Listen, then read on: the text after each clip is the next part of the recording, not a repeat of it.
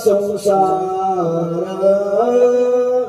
माया कयावरी पार, माया कयावरी पार, माया कयावरी पार. सोडिला संसार माया कयावरी पार, माया कयावरी पार, माया कयावरी पार. दावे चाले मागे मागे, दावे चाले मागे मागे, दावे चाले मागे मागे, दावे चाले मागे मागे, दावे चाले मागे मागे. सुख दुःख साहे सुख दुःख साहे, सुख दुःख साहे. दावे चाले मागे मागे, सुख दुःख साहे अंगे, सुख दुःख साहे अंगे, सुख दुःख साहे अंगे. किसी करने त्याचे काम, किसी करने त्याचे काम, किसी करने त्याचे काम. याने द्यावे नाम, किसी करने त्याचे काम, किसी करने त्याचे नाम, किसी करने त्याचे काम. तुका म्हणे भोळे विठ्ठल कृपेची कोवळी, विठ्ठल कृपेची कोवळी, विठ्ठल कृपेची कोवळी. तुका म्हणे भोळे विठ्ठल कृपेची कोवळी, विठ्ठल कृपेची होय, विठ्ठल कृपेची होय. चाले चाले मागे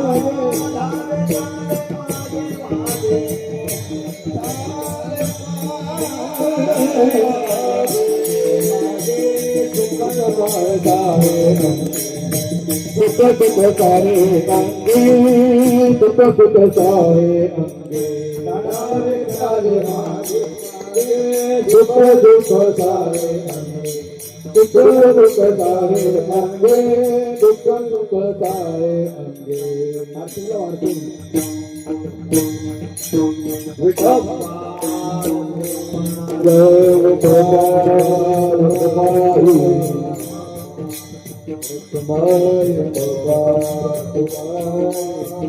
गोपाल तुम्हारे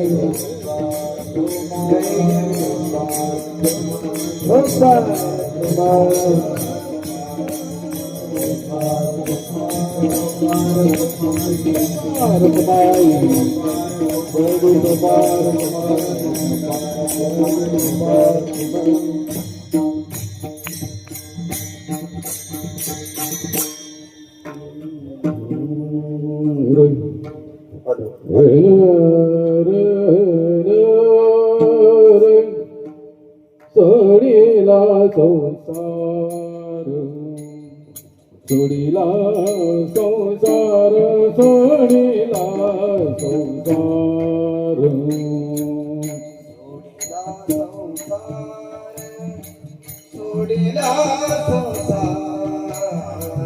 सोडीला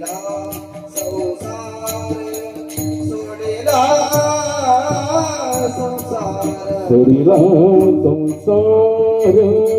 सोडीला संसार, सोडीला संसार,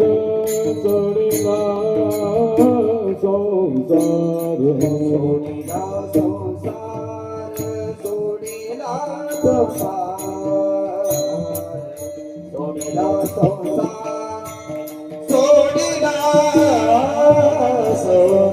माया तया भरी फार, माया तया भरी फार.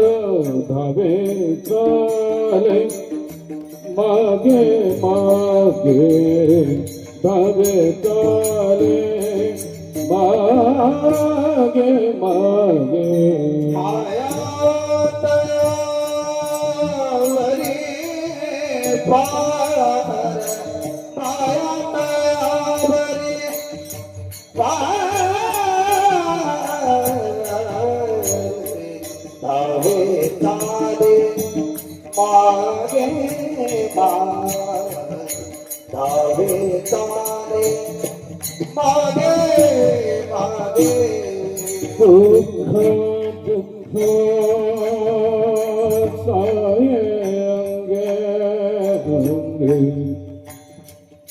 सुख दुःख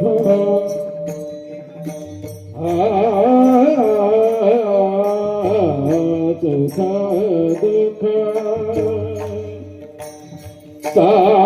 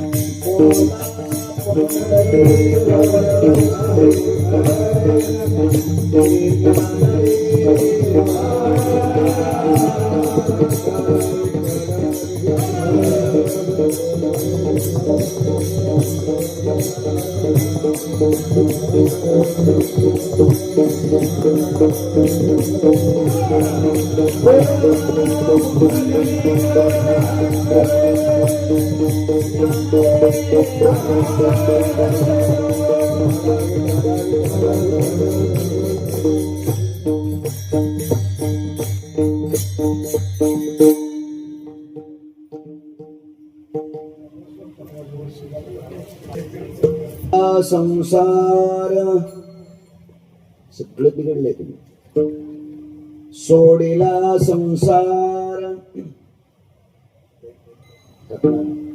माया तयावरी फार धावे चाले मागे मागे सुख दुःख साहे अंगे यानी घ्यावे नाम यानी घ्यावे नाम तिसे करणे त्याचे काम धावे चाले मागे मागे सुख दुःख साहे अंगे तुका म्हणे भोळी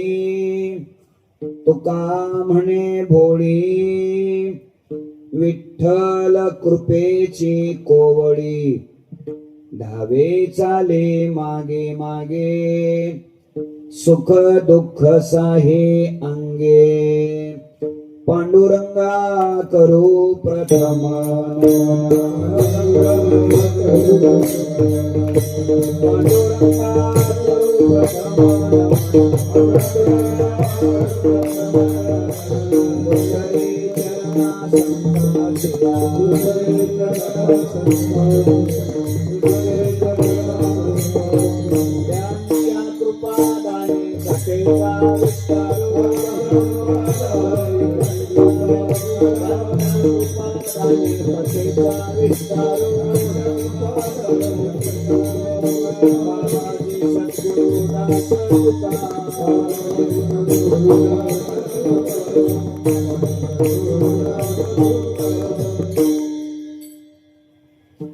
नमो सद्गुरु तुकया ज्ञान दीपा नमो सद्गुरु सच्चिदानंद रूपा नमो सद्गुरु भक्त कल्याण मूर्ते नमो सद्गुरु भास्करा पूर्ण कीर्ती शेवे लागी सेवक झालो तुमच्या लागलो निज चरणा अहो स्वामी तुकया देवा यावरी न करावा अव्हेर सोडिला संसार माया तयावरी फार धावे चाले मागे मागे सुख दुःख साहे अंगे खुर्ची त्यांना महाराजांना यस अनघोषित विश्ववंद्य विश्वसंत संत श्रेष्ठ जगद्गुरु श्री तुकोबाराय यांच्या अभंग गाथेतील 4 चरणाचा अभंग सेवेकरिता घेतलेला आहे. या अभंगाच्या द्वारा संत श्रेष्ठ जगद्गुरु श्री तुकोबाराय भगवान परमात्म्याच्या अंतःकरणामध्ये भक्ताविषयी असलेलं प्रेम प्रगट करतात. विठ्ठल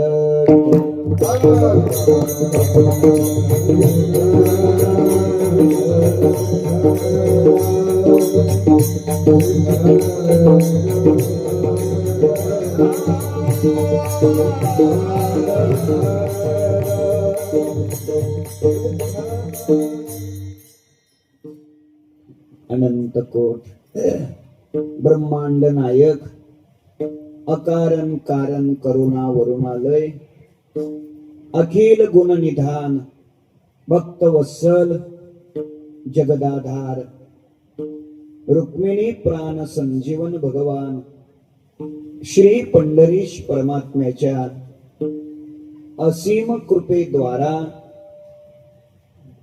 ज्ञान कैवल्य तेजोनिधी विश्वमाऊली ज्ञानोबाराय वैराग्य शिरोमणी संत हृदय सम्राट विश्ववंद्य जगद्गुरु श्री तुकोबाराय आदी करून सर्व संत महंतांच्या आशीर्वादाने उपस्थित संत महंत भाविक सज्जन माता भगिनी संपूर्ण कल्याण तालुका या तालुक्यातून मुंबईच्या अनेक विभागातून उपस्थित असलेले वारकरी संप्रदायातील वारकरी शिक्षण संस्थेतील ज्येष्ठ श्रेष्ठ अध्वर्यू कीर्तनकार प्रवचनकार टाळकरी वृंद गायनाचार्य मृदंगाचार्य आणि आपण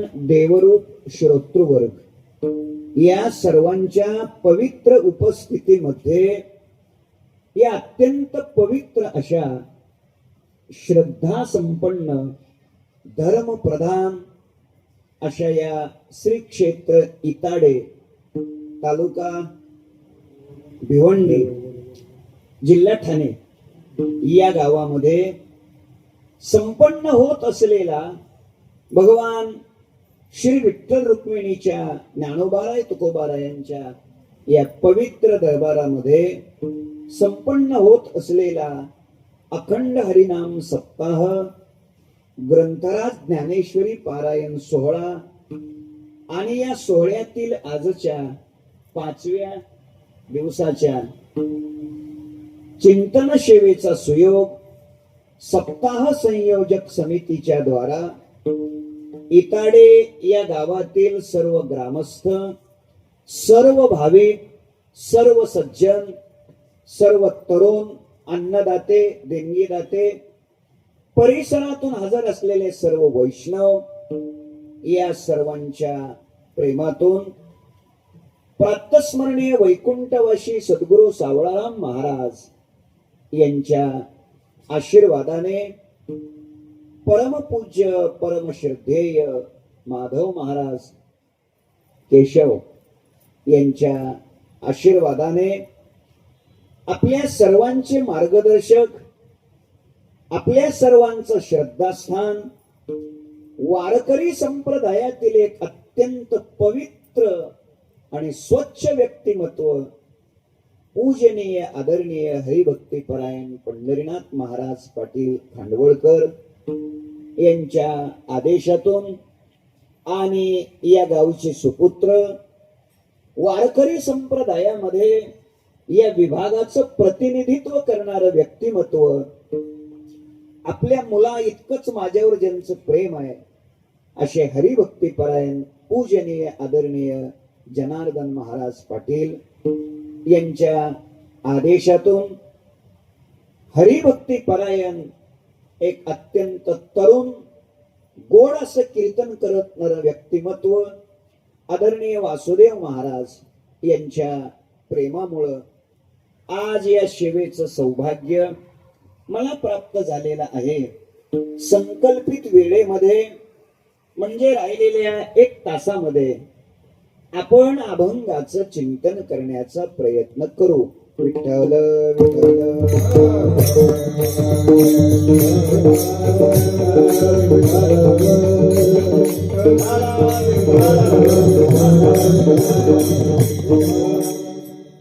उभे राहिलेले सर्व गुणीजन, वारकरी संप्रदायातले अत्यंत गोड असे गुणी महाराज मंडळी, सर्व टाळकरी, या सर्वांच्या चरणी मी मनापासून वंदन करतो, प्रणाम करतो. अत्यंत कमी वयात पण खूप छान असा मृदंग वाजवणारे ना बरोबर, अत्यंत थोडं काय आवाज वाढला पाहिजे, कोई वाजलं नाही पाहिजे हे लक्षात ठेवायचं. मला असं स्पष्ट अत्यंत छान असे दोनही तरुण वयात चांगला मृदंग वाजवणारे मृदंगाचार्य यांच्याही चरणी मी वंदन करतो. माझ्या समोर येऊन बसलेले सर्व वाजा लागले, कुई वाजा लागले. माझ्या समोर येऊन बसलेले सर्व श्रोते, माता भगिनी, आपल्या सर्वांच्या पवित्र चरणाला मी वंदन करतो, नतमस्तक होतो. आणि ज्यांच्या आशीर्वादाने आपण ही परमार्थाची थोडी बहुत साधना करण्याचा प्रयत्न करतो, असे आपले मार्गदर्शक, आपलं श्रद्धास्थान आदरणीय पूजनीय पंढरीनाथ महाराज यांच्या पवित्र चरणाला मी वंदन करतो. जनार्दन महाराज तेही जिथं आहे तिथं त्यांनाही मी वंदन करतो. आणि संकल्पित वेळेत चिंतन करण्याचा प्रयत्न करतो. सेवेकरिता घेतलेल्या अभंगातून तुकोबाराय भगवान परमात्म्याच्या अंतःकरणामध्ये भक्ताविषयी असलेलं प्रेम प्रगट करतात. लक्ष द्या, देवाच्या अंतःकरणामध्ये भक्ताविषयी प्रेम असतं, भक्ताच्या अंतःकरणामध्ये देवाविषयी प्रेम असतं, आणि तुमच्या माझ्या अंतःकरणामध्ये आपल्या कुटुंबाविषयी प्रेम असतं. भक्ताच्या अंतकरणातील प्रेमाचा विषय भगवंत आहे. आपल्या अंतकरणातील प्रेमाचा विषय संसार आहे. भक्ताच्या अंतकरणातील प्रेमाचा विषय सच्चिदानंद असलेला परमात्मा आहे. आणि आपल्या अंतकरणातील प्रेमाचा विषय असत जड दुःखरूप असलेला संसार आहे. लक्ष द्या, माणसाच्या अंतःकरणामध्ये प्रेम हे असतं. या अलीकडे या, माझ्याकडे या, प्रेम आहे, या. लक्ष द्या, माणसाच्या अंतःकरणामध्ये प्रेम असतं. लक्ष द्या, आपलं एखाद्या व्यक्तीवर, माझ्याकडे बघा ना बाबा, इतकं कसं पुढं बसलेल्या माणसाने जबाबदारीने बसायचं. आपलं एखाद्या व्यक्तीवर किंवा एखाद्या वस्तूवर किंवा एखाद्या पदार्थावर काय असतं? प्रेम असतं. प्रेम असतं. मला उत्तर द्या, माणसाच्या अंतःकरणामध्ये प्रेम असावं की नसावं? तुम्ही जागे आहेत? काय कमाल आहे. प्रेम असावं का नसावं? असावं. आणि मी नसावं म्हणल्यानं तुम्ही थोडं सोडून देणार आहे? जरूर प्रेम असावं. लक्ष द्या, माणसाच्या अंतःकरणामध्ये प्रेम असतं, जरूर असलं पाहिजे. फक्त पुढचं वाक्य आहे का, प्रेमाचा विषय नसावा, प्रेमाचा विषय नारायण असावा.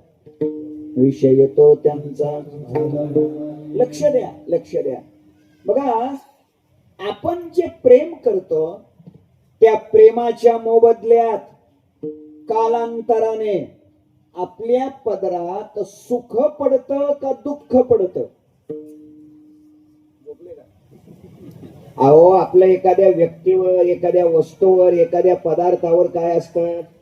प्रेम असतं. आणि मग त्यांच्यावर प्रेम केल्यानंतर कालांतराने आपल्या पदरात सुख पडतं का दुःख पडतं असं विचारतो मी. दुःख पडतं. काय? दुःख पडतं. तरी सुद्धा आपण प्रेम केल्याशिवाय राहत नाही. दुःख पडत. माझ्या अंदाजाने वयवर्ष 55 ते वयवर्ष 70 या वयोगटातली माणसं जर आपण कीर्तनाच्या नंतर एकत्र केली आणि त्या सगळ्यांना विचारलं, एक स्नेह संमेलन घेतलं आपण त्यांचं 55 ते 70, आणि त्यांना जर आपण विचारलं, सांगा आतापर्यंतचा तुमच्या संसारातला तुमचा अनुभव काय उत्तर द्यालो? मला वाटतं उत्तर सगळेजण हेच देतील. सगळ्यांचं पहिलं वाक्य हेच असेल. कोणतं? काय खरं? सगळ्यांचं पहिलं वाक्य हेच असेल, काय खरं नाही. ऐका, लक्ष द्या. सगळ्यांचं दुसरं वाक्य हेच असेल, महाराज या दुनियात कोणी कोणाचं नाही.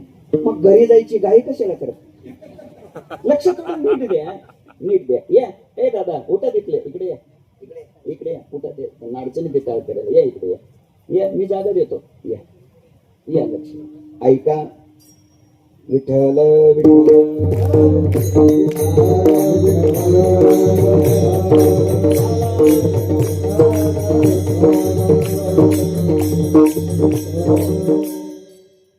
लक्ष द्या. म्हणजे प्रेमाच्या मोबदल्यात आपल्याला काय मिळतंय? दुःख मिळतं. हाच प्रश्न संतांना विचारा, प्रेमाच्या मोबदल्यात तुम्हाला काय मिळतं? ते उत्तर देतात, प्रेम सुख दे, प्रेम सुख दे,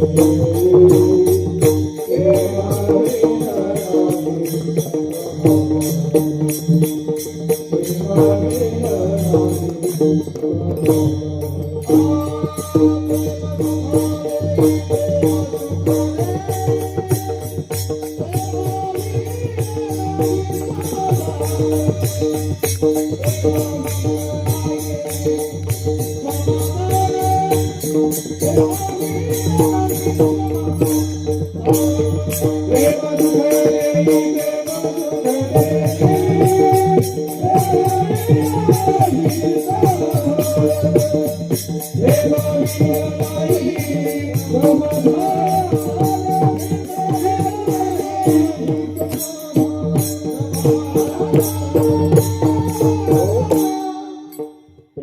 सुख दे, प्रेम सुख दे,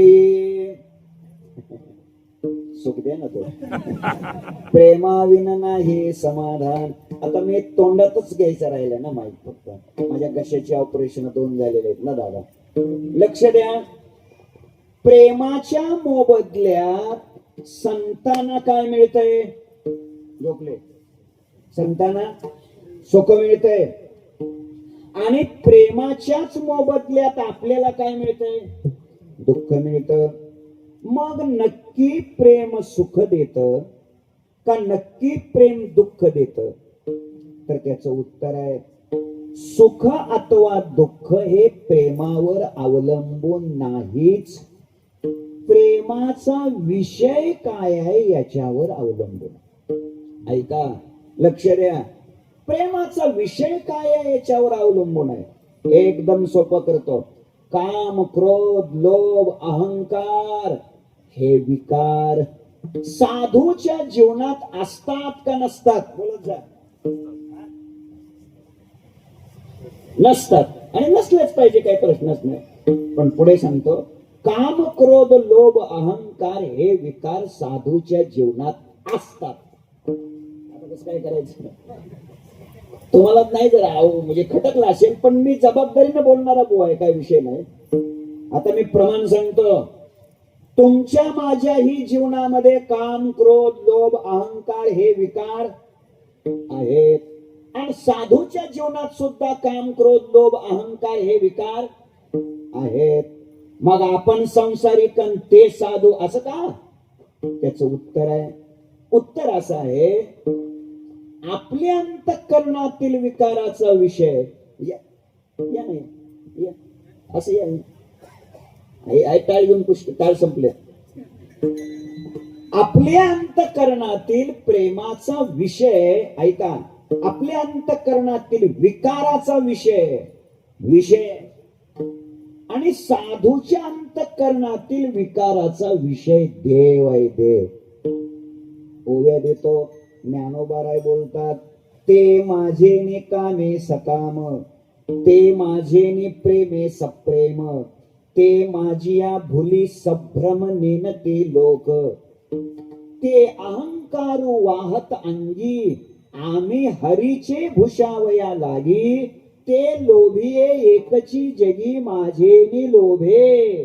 तुकोबाराय सांगतात, काम, क्रोध, लोभ, स्वार्थ अवघा माझा पंढरीनाथ. अर्थ इतकाच आहे, त्यांच्या अंतःकरणातील विकाराचा विषय देव आहे, आणि आपल्या अंतःकरणातील विकाराचा विषय आहे. हा फरक आहे दोन्हीत. जरा लक्ष द्या. अवघ्या वारकरी संप्रदायाचे गुरुजी शांती ब्रह्म गुरुदेव कुरेकर बाबा, त्यांच्या मुखातलं वाक्य सांगतो, चांगलं वाक्य आहे.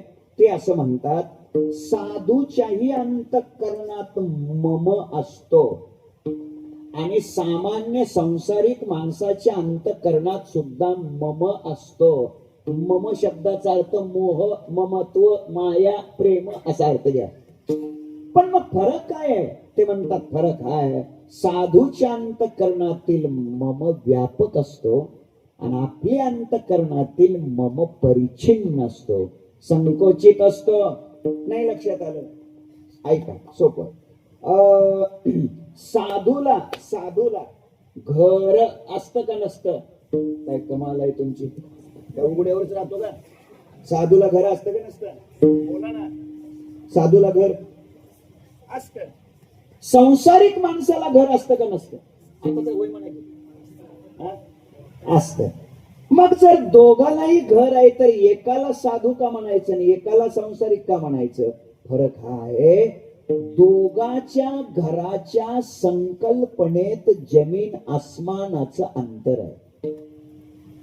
विचारा साधूला घराची संकल्पना, साधूची घराची संकल्पना काय आहे? हे विश्वची माझे घर, निरंजनी आमे बांधिले घर वैकुंठ भुवनी घर केले ज्ञानदेवा घर चिदानंदी नारायणी वसले घर निरंतर आनंद तुकोबारायचं चरण आहे. लक्ष द्या, साधूच्या घराची संकल्पना कळाली. चला, आपल्याला जर विचारलं आपल्याला आपलं घर तर आपण काय सांगू? आपण म्हणतो हा महाराष्ट्रात. पुन्हा विचारलं त्यांना मी, अरे महाराष्ट्रात कुठं? मग हा पट्ट्या म्हणतो मुंबईत. मी म्हटलं अरे मुंबई काय बारकी आहे का? मुंबईत कुठं? मग हा सांगतो ठाणे जिल्ह्यात. बरोबर नाही चुकलं? बरोबर आहे का? ठाणे जिल्ह्यात. मी पुन्हा विचारलं ठाणे जिल्ह्यात कुठं? भिवंडी. का दुसऱ्या तालुक्यात जमत नाही का? भिवंडी तालुक्यात. मी पुन्हा विचारलं अरे भिवंडी तालुका काय खिशात बसतो का? भिवंडी तालुक्यात कुठं? इताडे. खंडोळला नको. इताडे. पुन्हा मी विचारलं इताडे तरी काय बारका आहे का? इताडे मध्ये कुठं? त्याने सांगितलं 1 नंबर वार्डात. इकडे काय भाषा आहे? वार्डच म्हणतात का नाही? आले अरे 1 number ward, 2 number ward, 3 number असं काय असेल ना? असंच आहे ना? 1 नंबर वार्डात. मी पुन्हा विचारलं 1 नंबर वार्डात कुठं? त्याने सांगितलं ते नाही का विठ्ठल रुक्मिणीचं मंदिर त्याच्या शेजारी. बरोबर आहे का? 1 नंबर वार्ड तिथंच आहे ना? पुन्हा मी विचारलं तिथं कुठं? ते म्हणले ते 2 मजली घर. मी पुन्हा विचारलं त्या 2 मजली घरात कुठं? त्याने सांगितलं खालच्या मजल्यातली मागची खोली आपलीच आहे. म्हटलं माझा दृष्टांत संपलाय.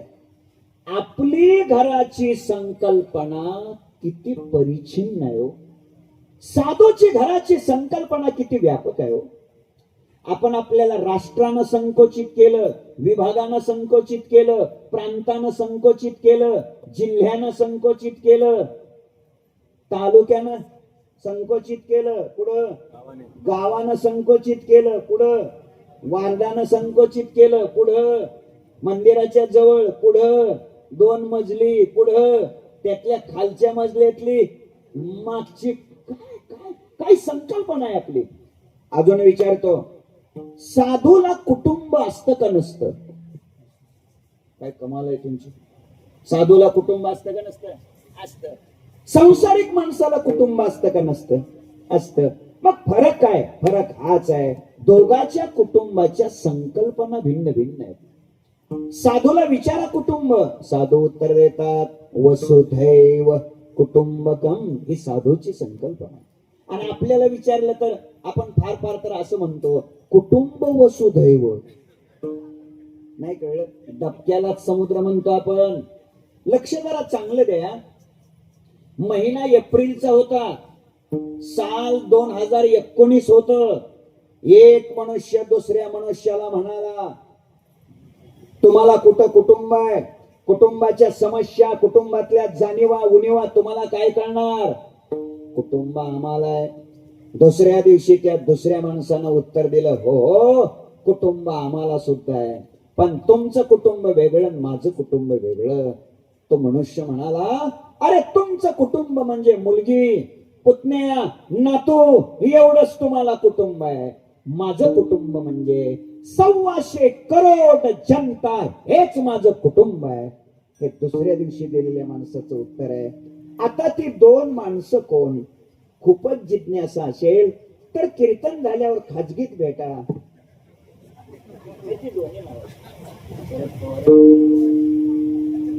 आता मागच्या लोकांना काय कळलं कोणाच नंतर यांना विचारून घ्या. माझा मुद्दा इतकाच बोलण्याचा आहे, कुटुंब दुःख देत नाही. ऐका, संसार दुःख देत नाही. मग आपल्या जीवनात दुःखाला कारण कोण आहे? सांगेन कुटुंबाची संकल्पना काय, घराची संकल्पना काय. ऐका दादानो, इथं या विठ्ठल मंदिरामध्ये, या धर्म मंडपामध्ये का यायचंय त्याचं उत्तर देतो. इथं कुटुंब बदलण्यासाठी यायचं नाही, इथं घर बदलण्यासाठी यायचं नाही. ऐका, इथे संकल्पना बदलण्यासाठी यायचं, विचारसरणी बदलण्यासाठी इथं यायचंय, वागण्याची पद्धत बदलण्यासाठी इथं यायचंय. आमचे वैकुंठवासी प्रातस्मरणीय गुरुदेव घुले बाबा, विठ्ठल महाराज घुले बाबा, तुम्ही पाहिले असतील, आपल्याला ज्ञात आहे. ते म्हणायचे, काय म्हणायचे सांगतो, सगळं कीर्तन विसरलं तरी चालेल, एवढं विसरू नका, मोबाईल वाले एवढं विसरू नका. ते असं म्हणायचे, परमार्थात आल्यानंतर, परमार्थात आल्यानंतर मनस्थिती बदलली पाहिजे, परिस्थिती नव्हे. तुम्ही जागे नाही वाटत. परमार्थात आल्यावर, या मंडपात आल्यावर काय बदलली पाहिजे? मनस्थिती बदलली पाहिजे, परिस्थिती नव्हे. आज दुर्दैव हे, आम्ही आमच्या परमार्थाचं मोजमाप आमच्या परिस्थितीवर करायला लागलो. लोक म्हणतात माळ घातल्यापासून चांगलं चाललंय बरं का, पोराला नोकरी बी लागली, सून बी नोकरी करणारीच भेटली, तिकडचं 3 गुंठ्याचं बांधकाम बी चालू आहे, तिथल्या परवानगी विचार मिळाल्या, तिथं 2 बंगल्याचं काम सुरू झाली, माळ घातल्यापासून चांगलं चाललंय. आता माळ घातल्यावर असलं होत असतं व्हय?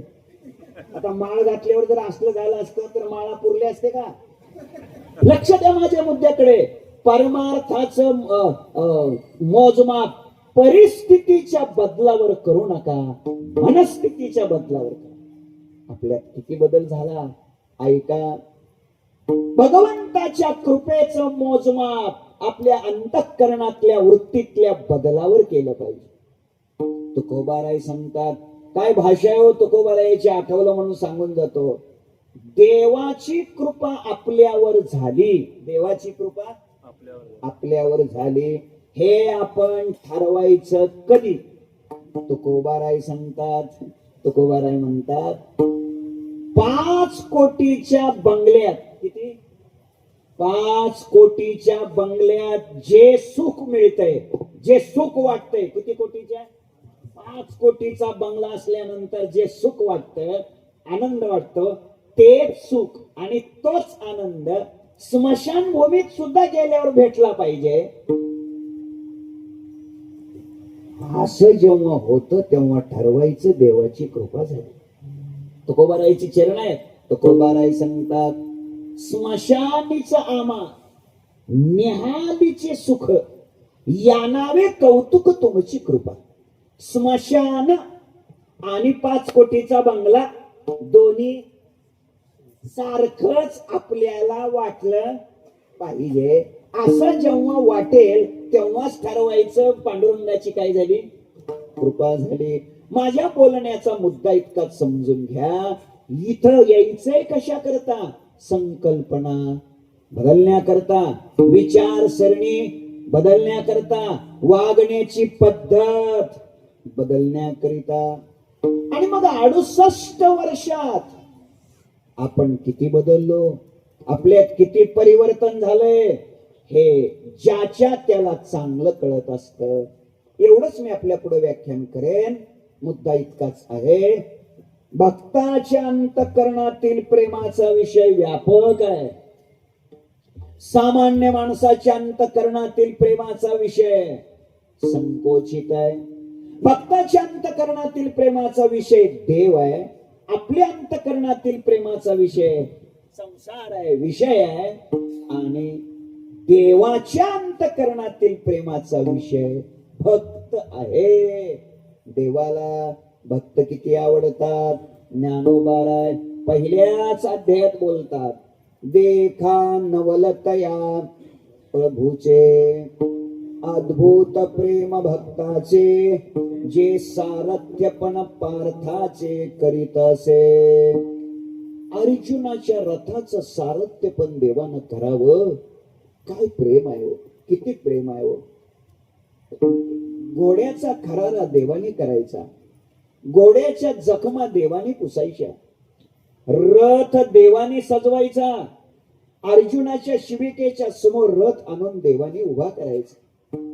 रथ अर्जुनाच्या समोर दोन्ही हात जोडून देवाने उभा राहायचं आणि देवाने म्हणायचं, स्वामी चला रथ तयार आहे.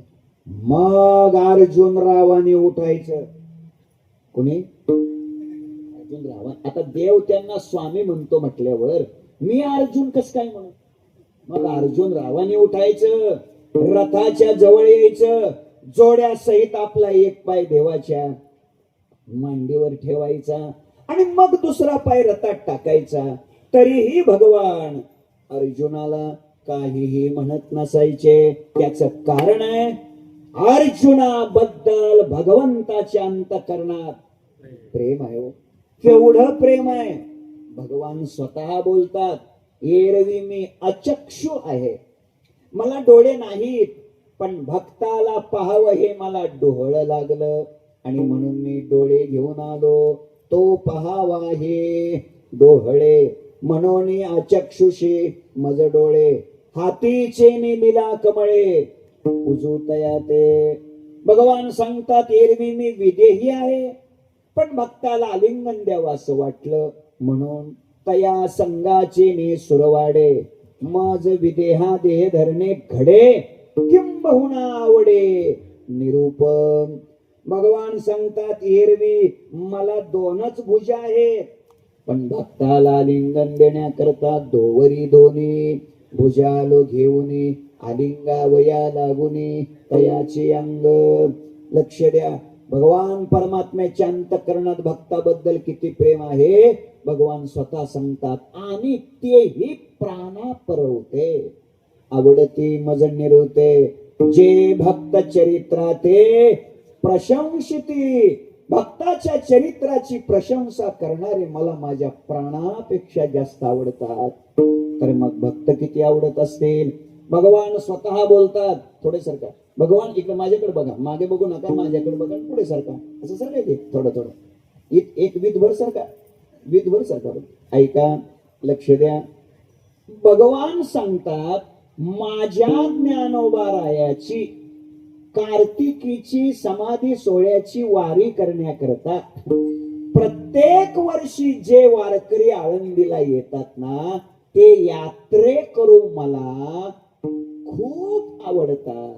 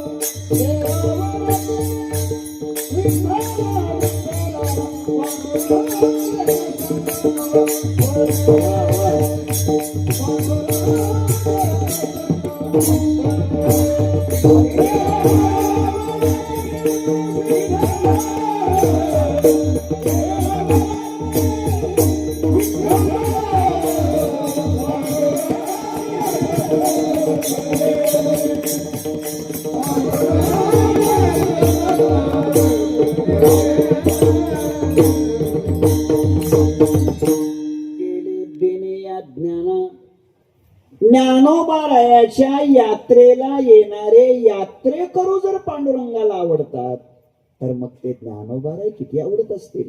ऐका, भगवान स्वतः बोलतात, या जगदीश्वराचे प्रेम एत दिसतशे निरूपम, कैसे पार्थेने सर्वोत्तम पुण्य केले.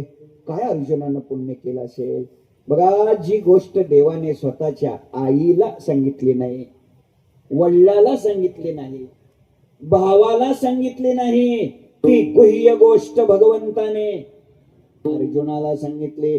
जेन संगेची पितया वसुदेवाशी, जेन संगेची माता देवकीशी, जेन संगेची बंधू बळीभद्राशी, ते गुह्य अर्जुनेशी बोलत. आईला, वडिलाला, भावाला न सांगण्यासारखी गुह्य गोष्ट देवाने कोणाला सांगितली?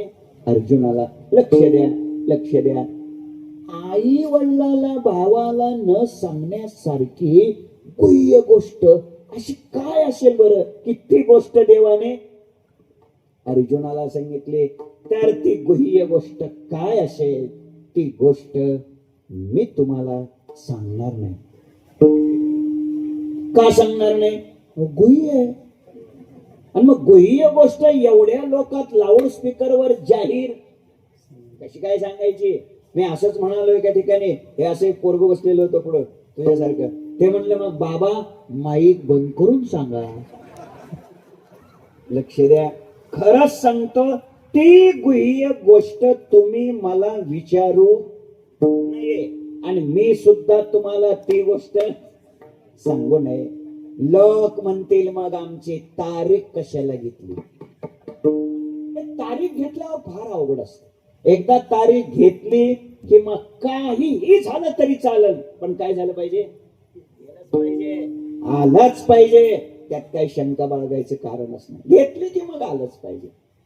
ऐका ऐका, तर ती जी गुह्य गोष्ट आहे, आईला वडिलाला भावाला न सांगण्यासारखी गुह्य गोष्ट, तर ती गोष्ट मी तुम्हाला सांगणार नाही. लोक म्हणतील मग काय उपयोग झाला एवढा? आम्ही धावत पळत आलो, नीट बसायला जागा नाही, चिंबून बसलोत आम्ही. काही बी होऊ द्या, पण काय करा सांगायचं. व्यवस्थित वाटेल का? नाही तुमची परवानगी असली तर सांगायचं. तर ऐका, खरं म्हणजे ती गुह्य गोष्ट सांगण्यासारखी नाही. पण आता तुम्ही परवानगी दिले तर तुमची इच्छा आहे म्हणून सांगतो. स्वतःची सख्खी बहीण कशी पळवून न्यायची ही गुह्य गोष्ट देवाने अर्जुनाला सांगितली. खरंच सांगा, आता हे सांगण्यासारखं आहे का? तुम्हाला दमच निघाना सांगा तर घ्या ऐकून. मग मी तरी काय? तुवा संन्यासी होवोनी जनी चोरून नेली माझी भगिनी, परी विकल्पू न धरी जे म्हणी मी तू दोन्ही स्वरूप. एक लक्ष द्या, भगवान परमात्म्याच्या अंतःकरणात भक्ताविषयी काय आहे? प्रेम आहे. मला वाटतं आतापर्यंतच्या कीर्तनात आपण काय ऐकलंय? देवाचं भक्तावर प्रेम आहे. आणि आपण सगळेच कीर्तन ऐकायला आलेले लोक, आपण सगळे देवाचे कोण आहोत? भक्त. आपण सगळे देवाचे भक्त. देवाचं प्रेम कोणावर आहे? भक्तावर आहे. आणि आपण सगळे देवाचे कोण? भक्त. तर मग आपल्यावर देवाचं प्रेम का नाही? आपण कधी पंढरपूरला गेल्यावर आपण हे मस्तक त्याच्या चरणावर टेकवल्यावर त्यानं कधी आपल्या पाठीवरनं हात फिरवला का? तुमच्याकडचं कल्याणचं शिवपाट्याचं ट्रॅफिक कसं काय असतंय काय असं कधी विचार नाही? लक्ष द्या, पाठीवर हात पडतो का नाही? पडतो का नाही? पडतो, पण देवाचा नाही. मग ते ओढून काढणारा असतो ना, ते असा रक्कन हात असा इथं पडतो महाराज, असा गचंडी देऊन बाजूला काढलं. लक्ष द्या, देवाच्या पुढे आपल्याला उभं राहू दिलं जात नाही. हो उभं या या या महाराज, देवाच्या पुढे आपल्याला उभं राहू दिलं जात नाही. लक्ष द्या, असं ढकलून बाजूला काढलं जातं. ऐका ऐका, होय माझ्याकडे, ढकलून बाजूला काढलं जातं. देवाच्या पुढे आपल्याला उभा राहू देत नाही. तो काय आपली लायकी हो? देवाच्या पुढे ढकलून बाजूला. बहुतेक माझा अंदाज असा आहे, देवाचीच तशी इच्छा असावी, ही पिढा लवकर हाकला.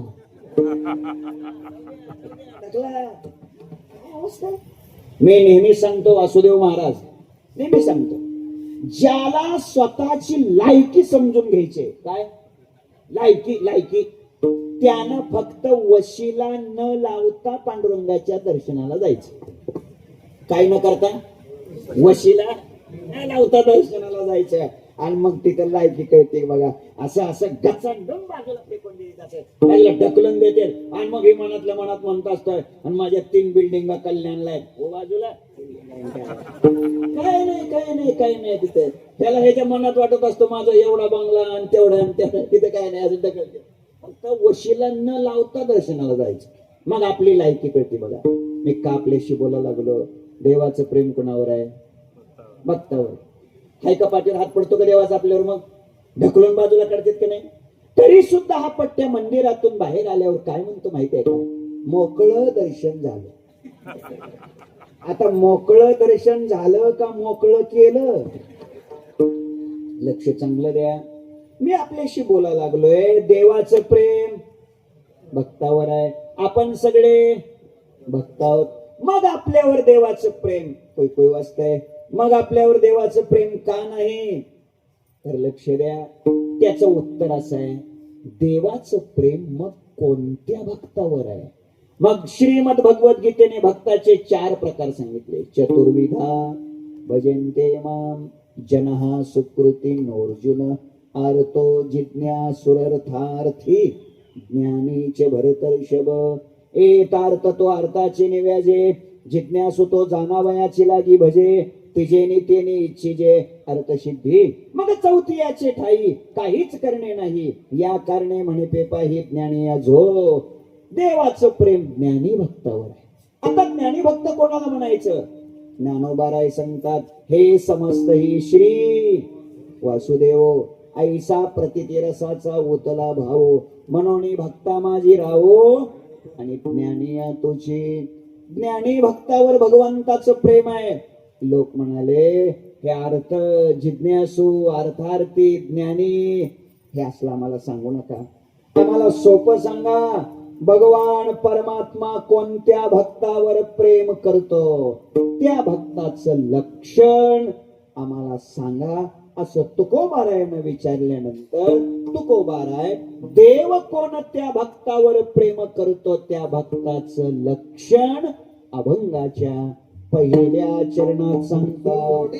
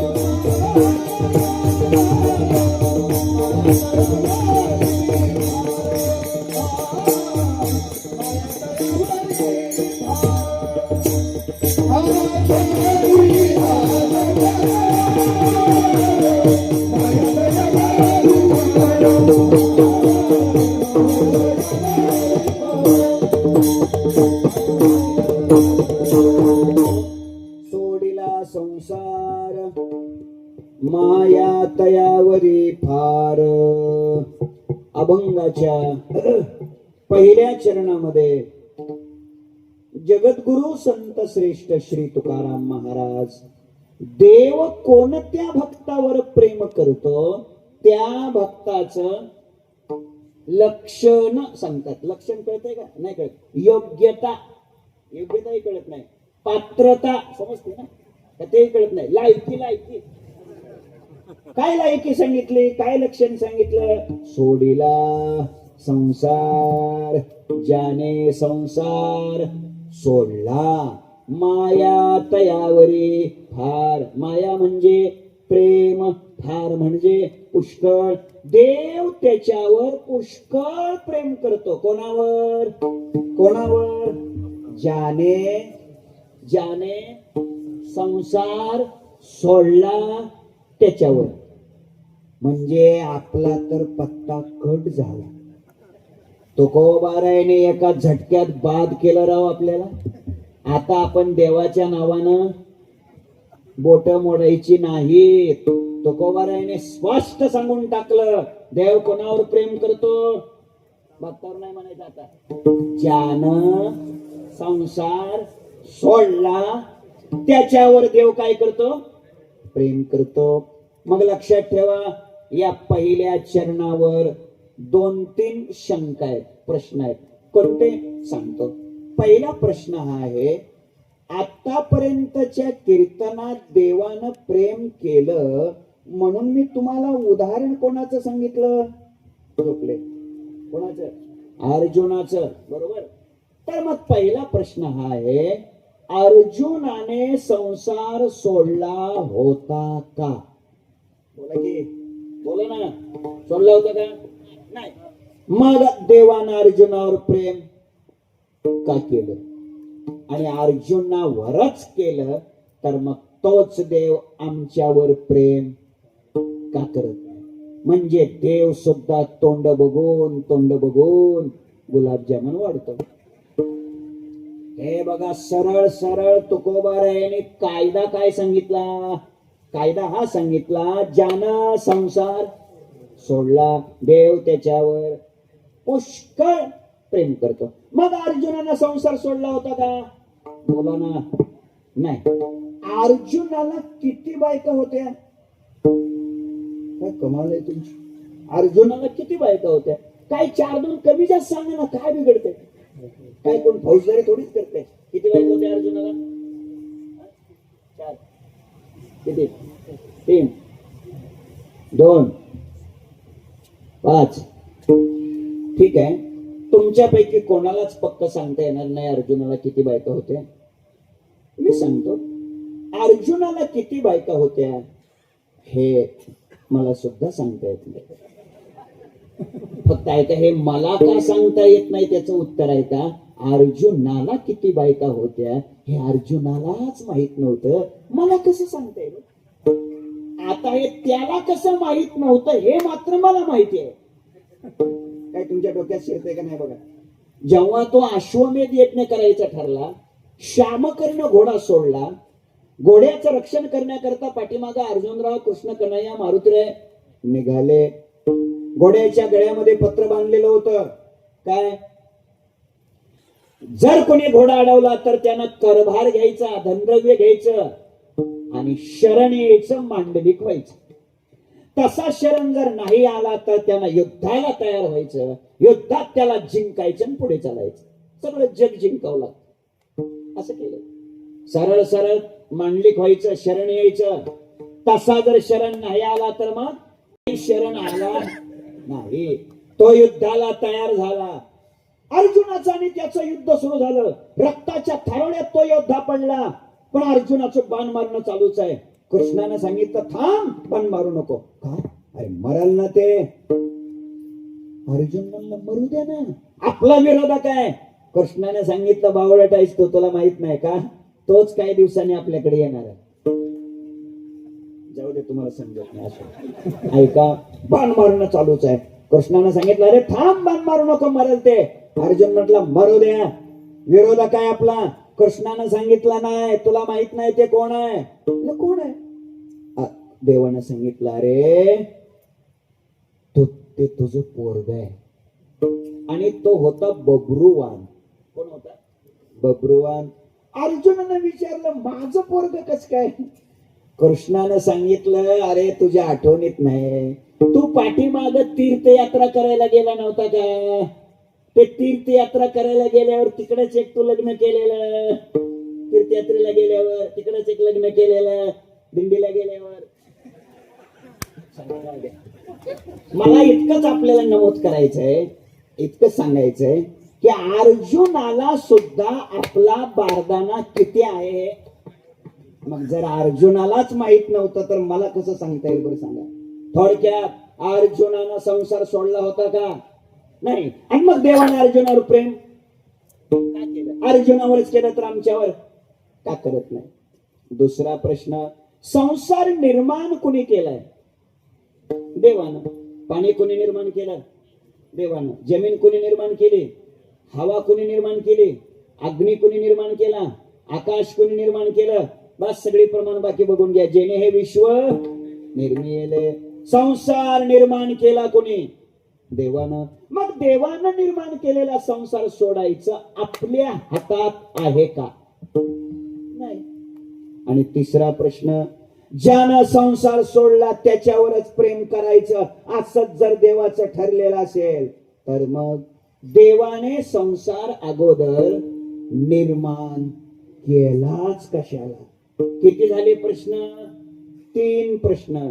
या 3 प्रश्नाची उत्तर जर राहिली वेळ तर मी आज सांगण्याचा प्रयत्न करेन, नाहीतर मला तुम्ही पुन्हा बोलवा, मी काय सांगेन. आता वेळ संपलेली आहे, आता शक्य नाही आपल्याच्या ह्याच्यात सांगणं. सोडिला संसार माया, अजून 3-4 नाहीत ना. माया तयावरी फार. तुम्ही एक उत्तर सांगा म्हणताय का? 5 मिनिटं लवकर संपवायचंय, 9ला 5 मिनिटं कमी असताना निघायचंय. बर बर तर सोडिला संसार माया तयावरी फार. देव फार प्रेम करतो, फार प्रेम करतो म्हणजे नेमकं काय करतो हे महाराज अभंगाच्या 2ऱ्या चरणात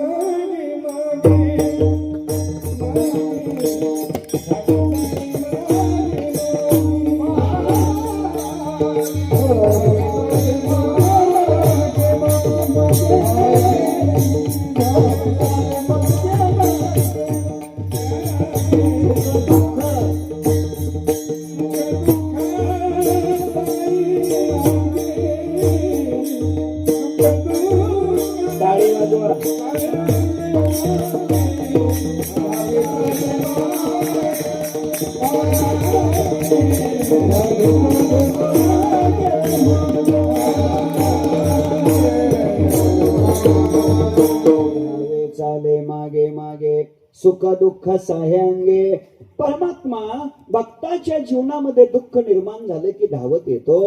सुख दुःख साह्यांगे वाढवत नाही. भक्ताच्या जीवनातलं दुःख परमात्मा स्वतः अंगाने सहन करतो. सुख दुःख साहे अंगे. बघा, भाविकाचे काज अंगे देव करी, किंवा गवळियाचे घरी अंगे गाई वळी. लक्ष द्या, लक्ष द्या. काय अर्जुनाचं भाग्य आहे बघा, काय अर्जुनाचं भाग्य आहे. अर्जुनाचा रथ ओढला कुणी? देवाने. अर्जुनाचा रथ देवाने ओढला. होय, अर्जुनाचा रथ कुणी ओढला? तुम्ही कमी. अर्जुनाचा रथ कुणी ओढला? काय कमाल.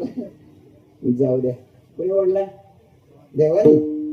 दादा, मी अर्जुनाचा रथ ओढला कुणी हे विचारलंय, अर्जुनाचा रथ चालवला कुणी हे नाही विचारलं. चला सांगा बरं मग आता, अर्जुनाचा रथ चालवला कुणी? देवाने. आणि ओढला कुणी? अहो घोड्याने म्हणा की. अर्जुनाचा रथ ओढला कुणी? घोड्याने. घोड्याने. हा चालवला देवानं, पण ओढला कुणी? घोड्याने. नीट ऐका कीर्तन. अर्जुनाचं भाग्य, अर्जुनाचा रथ चालवायला देव होता, पण रथ ओढायचं काम घोडेच करत होते. अर्जुनापेक्षा काकणभर ज्यादा भाग्य माझ्या ज्ञानोबारायाचं आहे. ज्ञानोबारायाची भिंत, ज्ञानियाची भिंत अंगे ओढी. स्वतः देवानं ज्ञानोबारायाची भिंत ओढली. आपला मुद्दा इथं आहे, सुख दुःख साहे अंगे. स्वतः परमात्मा ते काम करतो, दुसऱ्यांना नाही लावत. भगवान नेहमी राधेचं नाव घ्यायचे. कोणाचं? राधेचं. देवानं घेतलेलं राधेचं नाव 16,108 जणीला सोसत नव्हतं. आता कसं सोसल हो? त्यांना वाटायचं आम्ही लग्नाच्या बायका, आमच्या दे कत्तीचं नाव कसं सोसत नव्हतं. तेवढ्यात नेमकं 8:30ला राधा का समोर येऊन भगवान म्हणाले, पाहता काय, अतिथी देवो भव, ही आपली संस्कृती आहे, काहीतरी आदर सन्मान करा. आणि मग अगोदरच मनात राग होता. सत्यभामा माता घरामध्ये गेल्या, उष्ण दूध आणलं, उकळतं दूध आणलं, राधेला प्यायला दिलं. राधेनं ते दूध प्राशन केलं. श्रीकृष्ण गोविंद हरे मुरारे हे नाथ नारायण वासुदेव असं म्हणत ते दूध प्राशन केलं. आणि 9ला 5 मिनिटं कमी असताना कीर्तन संपलं. राधामय्या निघून गेल्या. भगवान कृष्ण कन्हैया अंतपुरात शयन कक्षात गेले, पलंगावर पहुडले. सत्यभामा माता चरण संवाहन करत होत्या. पाय चेपता चेपता पायाच्या तळव्याला हात लागले तर असे फोड आलेले. सत्यभामेने विचारलं, धनी स्वामी, तुमच्या पायाला फोड आले, कुठं पोळलं तुम्हाला, कुठं पोळलं तुम्हाला? देवानी सांगितलं, आपल्या घरीच पोळलं. म्हणाले, आपल्या घरीच पोळलं. कोणी पोळावलं? म्हणाले, हा तुझ्याच हाताचा प्रताप आहे. म्हटले, म्हणजे सांग, मगाशी 8:32 राधेला कसलं दूध प्यायला दिलं होतं? राधा किती वाजता आली होती? 8:30ला. दूध आणून द्यायला 2 मिनिटं गेली असतील ना. कसलं? मग खरं सांगावं लागलं, उष्ण दूध होतं, उकळतं दूध होतं. आणि मग भगवान म्हणाले, उकळतं दूध पिल्यानंतर फोड येतील, नाहीतर काय होईल? सत्यभामा माता खवळल्या, हो देवा, दूध कोण प्याली? राधा. आणि फोड तुमच्या पायाला. हे असलं काय गौडू बंगाल? असं कधी झालं का? असं कधी झालं का? कीर्तनकार आजारी पडले, इंजेक्शन पकवाजाला केलं आणि गुण गायकाला आला. असं कधी झालं का? बोला ना, झालं का कधी असं? काय नाही म्हणता राव, कोरोनात सगळं असंच झालं.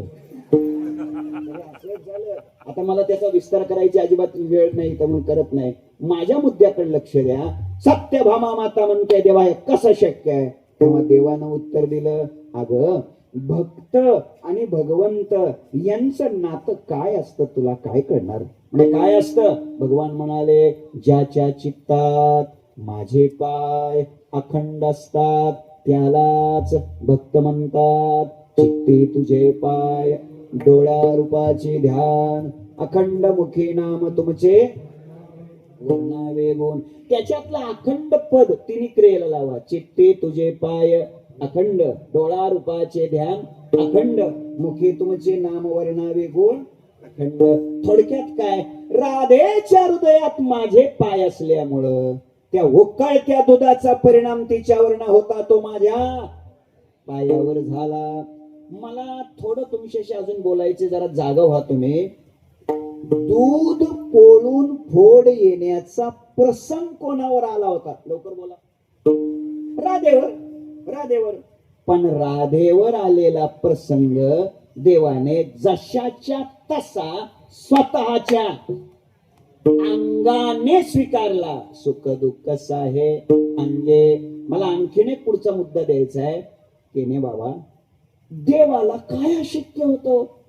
देवाला त्या दुधाला जर देवानं सांगितलं असतं, ए दुधा थंड हो, दूध थंड झालं नसतं का? या चंद्रमसी याग्नव तेज विद्धिमामकम. म्या बोलविल्या, म्या चालविल्या, म्या हलविल्या, म्याची निमिला साता. झालं का?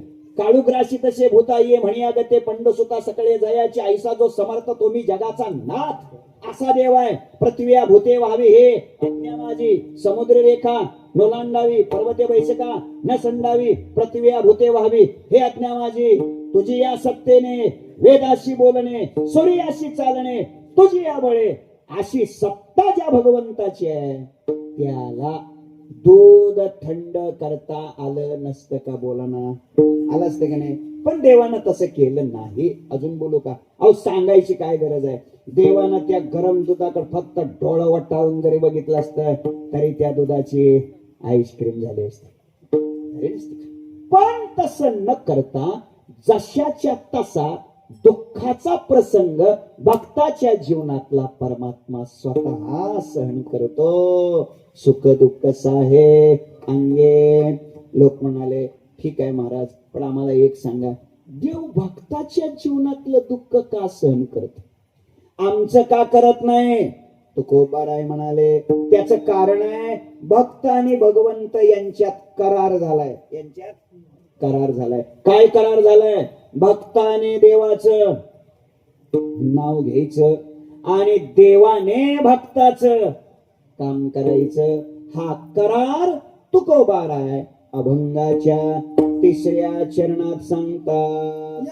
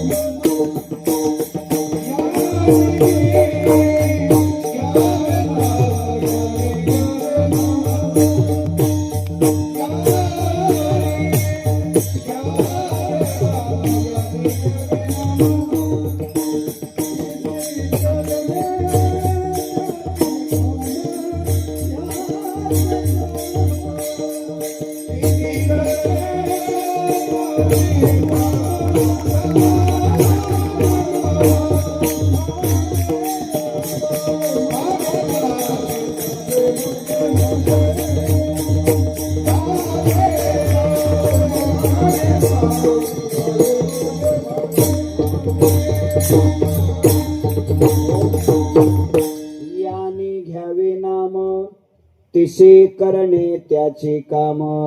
अभंगाच्या 3ऱ्या कडव्यामध्ये तुकोबाराय सांगतात, भक्तांनी देवाचं नाव घ्यायचं आणि देवाने भक्ताचं काम करायचं. ऐका, कोणी कोणी देवाचं नाव घेतलं आणि देवाने त्यांची काय काय काम केली याची मी तुम्हाला यादी देतो. तुम्ही यादी व्यवस्थित तपासून बघा. दासी पुत्र कन्या दैत्या घरी रक्षी, चर्म रंगू लागे कबीराचे मागे, सजन कसाया माळ्या सावत्यास, नरहरी सोनारा चोखा मेळ्या संगे, नाम याची जगी धर्मा घरी पाने, नाम्या सवे जेवी ज्ञानियाची भिंत, अर्जुनाची रथी भक्षी पोहे प्रीती, गौरियाची घरी द्वारपाळ बळी, एकोबाचे ऋण अंबऋषीचे सोशी, मीराबाई साठी घेतो दूध प्याला, विष प्याला, दामाजीचा झाला कडी माती वाहे, हुंडी त्या मेहत्याची पुंडलिकासाठी अजूनही तिष्ठत. तुका म्हणे मात धन्य त्याची. कोणी कोणी देवाचं नाव घेतलं आणि देवानं त्यांची काय काय कामं केली याची मी तुम्हाला आता काय दिली, यादी दिली. या यादीमध्ये आपलं कुणाचं नाव नाही नाही. आणि या यादीत आपलं नाव यावं अशी आपली अपेक्षा तरी कुठं? आपली अपेक्षा आहे घरकुलाच्या यादीत नाव आली पाहिजे. आता ते आम्ही तिकडे आमच्या भागात सांगतो, विम्याच्या यादीत नाव आली पाहिजे, अनुदानाच्या यादीत नाव आली पाहिजे. आता इकडे तसलं काही विमा अनुदान नसायचं. मी काय सांगायला लागलो, ऐका, नाव घेतलं की देव काम करतो. बरोबर.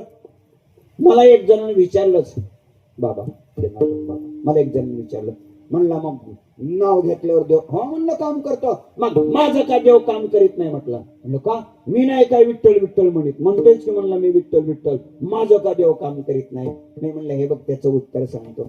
उत्तर असं आहे, आपल्या देशात पैसेवाला कोण आहे? लवकर बोला, वेळ कमी आहे. बोला की राव, बोला ना. अंबानी. अंबानी. तुमच्याजवळ पैसे नाहीत का? मग अंबानीचं नाव कशाला सांगितलं? त्याच्याकडे जास्त पैसे आहेत आणि तुमच्याकडे कमी आहेत, थोडे आहेत. आणि थोडं असल्यामुळं तुम्ही तुमचं नाव सांगितलं नाही. कारण थोडं असणं हे असून सुद्धा नसल्यातच जमा असत. थोडकं असणं हे असून सुद्धा नसल्यातच जमा असत. तसं कधी मधी विठ्ठल विठ्ठल म्हणणं हे नाही म्हणल्यातच जमा असत. हे लक्षात ठेवा. अरे जसा पैसेवाला म्हटलं की अंबानीचं नाव डोळ्यापुढे आलं, तसं नामस्मरण करणारा म्हटलं की लोकांनी म्हणलं पाहिजे अरे आमचे ते इटाड्यातले नाहीत का पाटील, अरे काय नामस्मरण त्यांचं आहे. देवाच्या नामचिंतनाचा वाणीला महापूर आला पाहिजे. एवढं नामस्मरण व्हायला पाहिजे हो. अखंड चिंतन विठोबाचे. ऐका, देवाचं नाव घेतलं की देव काय करतो? काम करतो. लोकांनी मला उत्तर दिलं, म्हणले महाराज कीर्तनामध्ये इथपर्यंत कळालं. फक्त आता एक सांगा, आमचं काम करण्यासाठी आणि आमच्यावर प्रेम करण्यासाठी देवाचा स्वभाव कसा आहे हा आम्हाला सांगा. महाराज तो स्वभाव शेवटच्या चरणात सांगतात.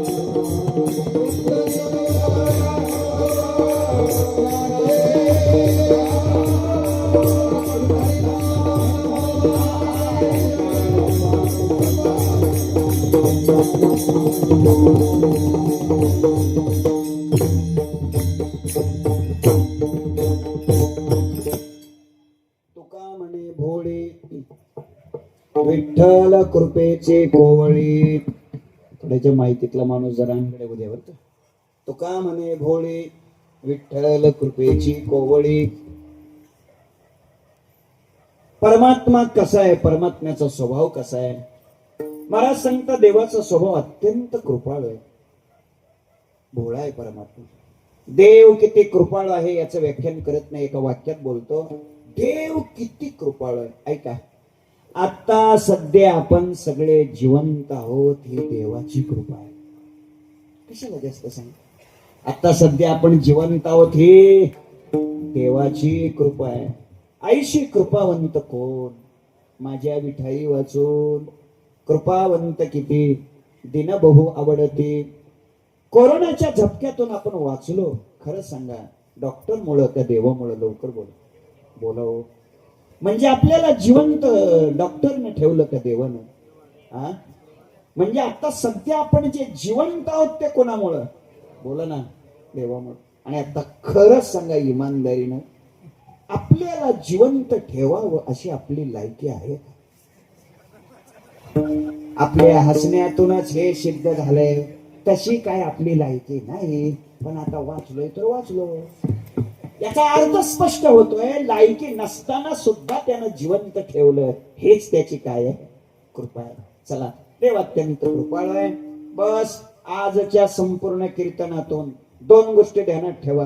कोणत्या? पहिली गोष्ट ध्यानात ही ठेवा, देवानं आपल्यावर प्रेम करावं असं वाटत असेल तर संसार सोडावा लागतोय. आणि देवानं आपलं काम करावं असं वाटत असेल तर त्याचं आपण नाव घ्यावं लागतंय.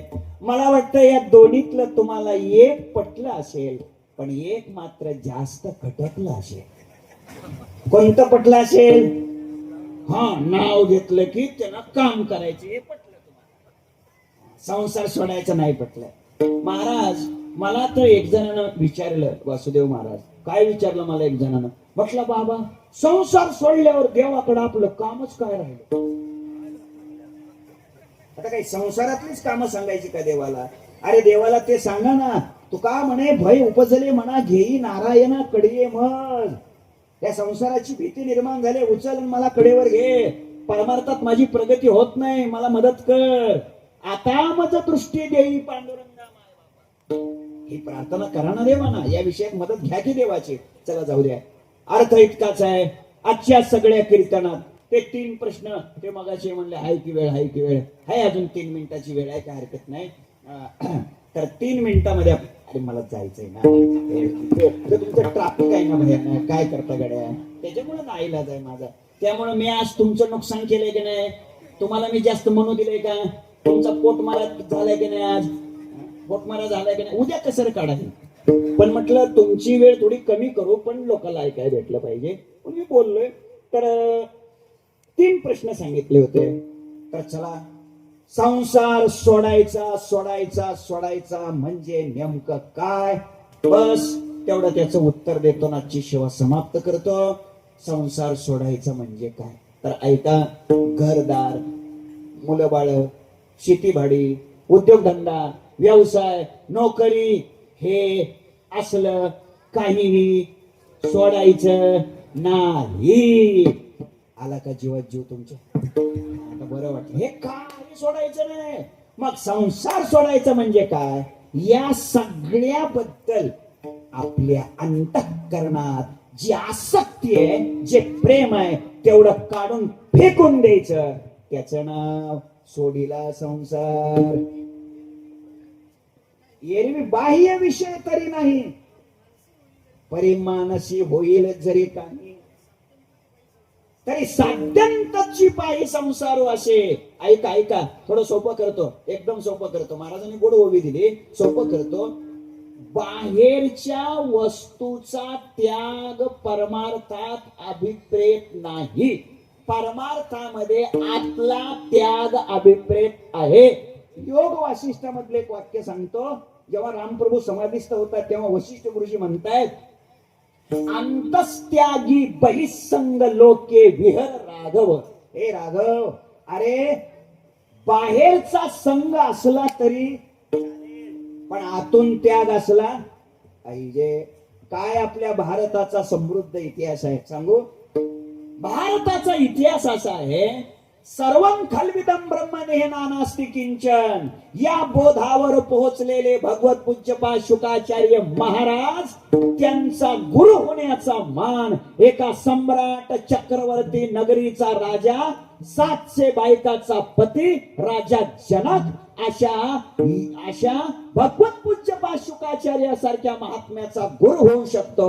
याचा अर्थ असा आहे, मिथिलायाम प्रदीप्तायाम नमे दह्यति किंचन. या पोधावर त्यांचं जीवन गेलेलं होतं. बाहेरचा पसारा आपल्याला अडवा येत नाही, पसारा टाकायचाच असेल तर तो आतला टाकून द्या. याला म्हणायचं सोडीला संसार. मग संसार करायचा का नाही? बोला ना. करायचा, घाबरू नका. 100% करायचा. तुम्ही संसार केलाच पाहिजे. तुम्ही श्रीमंत झालाच पाहिजे. अरे तुम्ही श्रीमंत नसल्यावर आम्हाला कोण बोलवणार? तुम्ही श्रीमंत असलंच पाहिजे. हा, आता सगळा सप्त्याचा भार, सगळ्या बुवा लोकांचा भार दोघ आहे ना, सरपंच आहे ना, काय कमाल, प्रश्नच नाही. आणि म्हणून म्हणून तुम्ही श्रीमंत. हे बघा, तुमचं 4 कोटीचं घर असलंच पाहिजे. तुमच्या घरामध्ये मोठी मोठी कपाट असलीच पाहिजे. कपाटामध्ये 500च्या नोटाचे बंडल असलेच पाहिजे. फक्त आमची विनंती एवढीच आहे, त्या 500च्या नोटाच्या बंडलच्या एका कडेला ज्ञानेश्वरी असावी आणि एका कडेला गाथा असावा. बस आमचं एवढंच म्हणणं. आमचं म्हणजे काय म्हणते, हे बघा, तुम्ही श्रीमंत असलंच पाहिजे. फक्त तुमची श्रीमंती रामाची असावी, रावणाची नसावी. एवढंच आमचं म्हणणं आहे. करा संसार, प्रश्नच नाही. फक्त त्याच्यात चिटकायचं नाही, आतून मोकळं राहायचं. आतून मोकळं. ओवी तुम्ही दिलीच ना.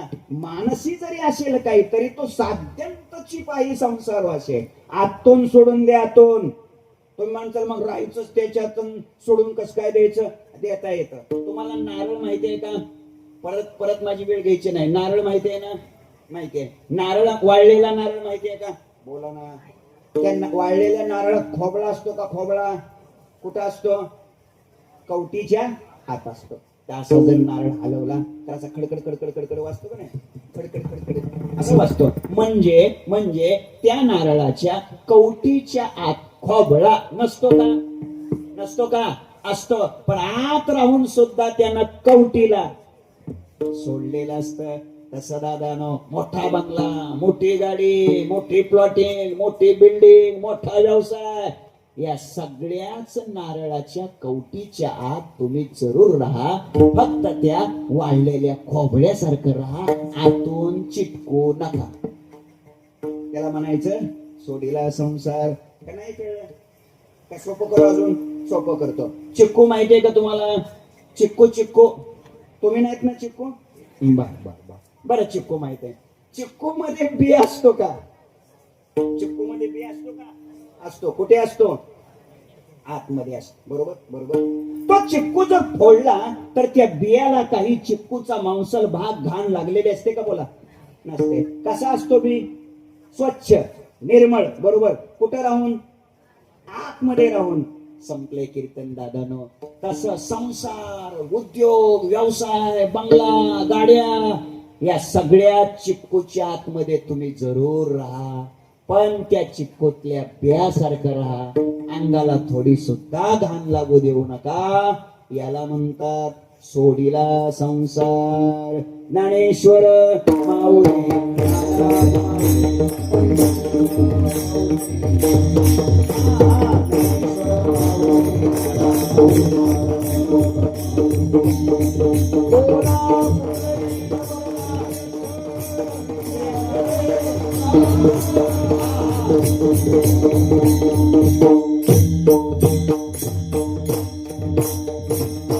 संत सावळाराम महाराज यांच्या आशीर्वादाने, संत कबीर महाराज यांच्या आशीर्वादाने आपणा सर्वांच्या पवित्र उपस्थितीमध्ये पूजनीय, श्रद्धेय, आदरणीय आपल्या सगळ्यांचे मार्गदर्शक, श्रद्धास्थान आदरणीय पंढरीनाथ महाराज पाटील यांच्या आशीर्वादाने आणि हरिभक्तीपरायण या कल्याण भिवंडी या विभागामध्ये वारकरी संप्रदायाचं अत्यंत दैदिप्यमान काम करणारं व्यक्तिमत्व, आळंदी पंढरीमध्ये वारकरी संप्रदायाची सेवा करणारं व्यक्तिमत्व पूजनीय आदरणीय जनार्दन महाराज यांच्या आदेशामुळे आज मला आपल्या सर्वांचं दर्शन झालं.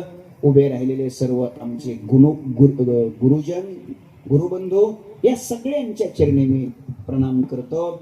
आदरणीय वासुदेव महाराज त्यांनी मला आग्रह धरला म्हणून आज आपल्या सगळ्यांचं दर्शन झालं.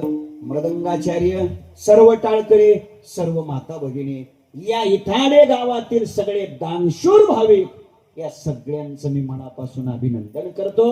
हे 68व्या क्रमांकाचं आपलं वर्ष आहे आणि एवढा दैदिप्यमान असा आपला महोत्सव या ठिकाणी संपन्न होतोय. मी पांडुरंगाच्या चरणी प्रार्थना करतो लवकरात लवकर राहिलेली 7 वर्ष निघून जावी आणि या सप्ताहाला अमृताचे दिवस यावे, म्हणजे या सप्ताहाचा अमृत महोत्सव मोठ्या थाटात संपूर्ण ठाणे जिल्ह्यात क्रमांक 1चा उत्सव आपला 75वा महोत्सव झाला पाहिजे. त्याची तयारी आपण आजपासून करावी अशी विनंती करतो. त्या 75व्या महोत्सवाला हेच टाळकरी, हेच मृदंगाचार्य, हेच मार्गदर्शक, हेच विनेकरी जनार्दन महाराजांच्याच आशीर्वादानं वासुदेव महाराजांच्या नेतृत्वात या गावचे विद्यमान सरपंच महोदय, पाटील महोदय, गावातले सगळे अन्नदाते, सगळे देणगीदाते त्या महोत्सवाला, याच माता भगिनी, हे श्रोते, हेच लाऊडस्पीकर वाले म्हणा की हेच महाराज, आता पुढचे 6 वर्ष नाही बोलवलं तरी चालतंय, पण 75व्याला मात्र मला विसरायचं नाही. एवढे मात्र मी तुम्हाला प्रार्थना करतो. पुन्हा एकदा माझ्या सहित आपणा सर्वांच्या जीवनामध्ये संसाराची आसक्ती फेकून देणं हे घडावं आणि जितकं प्रेम विषयाचं आहे त्याच्या करोडपटीनं प्रेम पांडुरंगाचं आपल्या जीवनात निर्माण व्हावं. एकच वाक्य देतो शेवटचा आजच्या चिंतनातलं, असं जीवनात वागा, असं जीवनात वागा. देवाने आपल्यावर प्रेम करावं, त्या देवाच्या प्रेमाच्या लायक बना. सटरबटर माणसाच्या प्रेमाचं लायक बनण्यासाठी आयुष्याची रात रांगोळी करू नका. पांडुरंगाच्या प्रेमाचं आपण लायक बनावं एवढीच भावना व्यक्त करतो. संयोजकांना प्रार्थना करतो, आयोजकांना प्रार्थना करतो. यानंतर माझा आपण 1 मिनिट सुद्धा घेऊ नये. मी पूर्ण 2 तास दिलेले आहेत. 7च्या अगोदर 1 मिनिट मी फेटा बांधून तयार झालेलो आहे. त्यामुळे माझी इमानदारी वगैरे सगळी झालेली आहे. काटछाट वगैरे काही करू नका. म्हणजे मी इमानदारी वगैरे केलेली आहे. आता माझी वेळ घेऊ नका एवढीच भावना आपल्या चरणी प्रार्थना करतो. आणि आमच्या पंढरीनाथ महाराजांचं आरोग्य चांगलं व्हावं, उत्तम त्यांचं आरोग्य राहावं अशी प्रभू चरणी प्रार्थना करतो आणि थांबतो. विठ्ठल जय जय.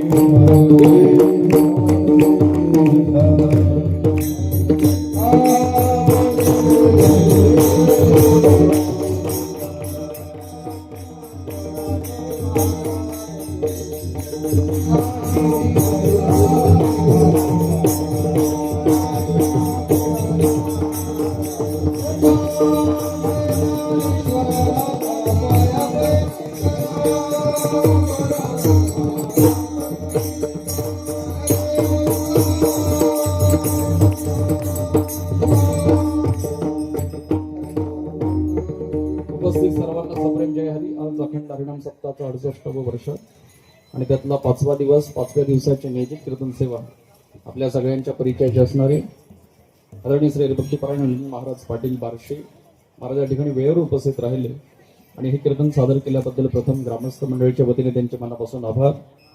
आणि महाराजांनी उल्लेख केला की 6 वर्ष मला नाही बोलवलं तरी चालेल, आम्ही प्रतिवर्षी त्यांच्या मागे असतो आणि आम्ही त्यांना सांगतो की आम्ही खूप श्रीमंत आहोत, तुम्ही या. पण ते म्हणतात आम्हाला तुमच्या श्रीमंतीची काही गरज नाही. तेव्हा त्यांचा अधिकार खूप मोठा आहे. वारकरी शिक्षण संस्थेमध्ये त्यांचं शिक्षण होऊन प्रथम क्रमांकाने ते उत्तीर्ण झालेले आहेत आणि त्यांचा अभ्यास या ठिकाणी आपल्या सगळ्यांना लक्षात आलेलं. तेव्हा महाराजांना वस्त्र आणि श्रीफल अर्पण करण्याचा महाराजांनी त्याचा स्वीकार करावा. कार्यक्रमाच्या निमित्ताने उपस्थित आमच्या दोन्ही मृदंगाचार्य मयूर महाराज आणि कीर्तन महाराज दोघांच्या मनापासून आभार. या ठिकाणी त्यांनाही वस्त्र आणि श्रीफल अर्पण करण्यात येतो.